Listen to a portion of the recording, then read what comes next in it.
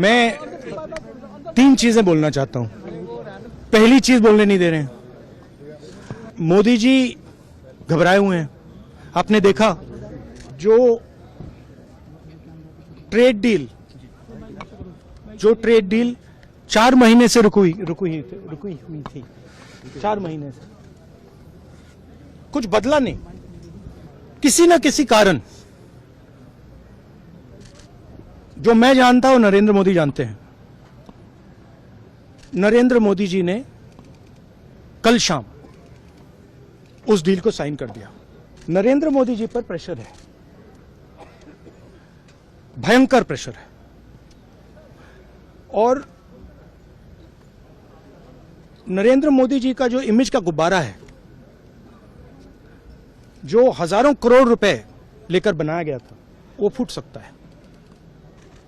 Issue ये नारावाने की statement नहीं है, ये साइड शो है, और वो भी जानते हैं, मैं भी जानता हूं। मेन बात यह है कि हमारे प्रधानमंत्री को कॉम्प्रोमाइज कर दिया गया है। किसने किया है, कैसे किया है, यह हिंदुस्तान की जनता को सोचना है।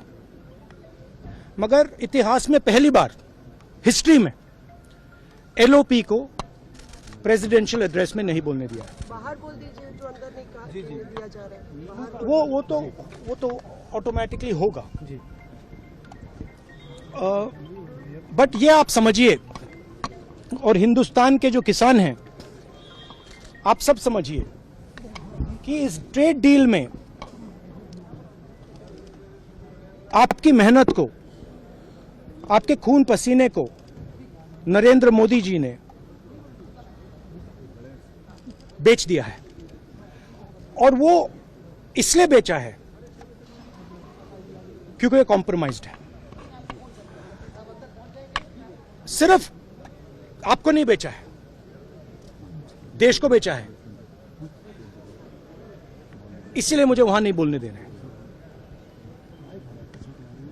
नरेंद्र मोदी जी डरे हुए हैं, क्योंकि जिन लोगों ने उनकी इमेज बनाई है, वो अब उस इमेज को फोड़ने लगे हैं। एक अदानी जी पर केस है यूनाइटेड स्टेट्स में। वो अदानी जी को टारगेट नहीं कर रहा है, वो नरेंद्र मोदी के फाइनेंशियल स्ट्रक्चर को टारगेट कर रहा है।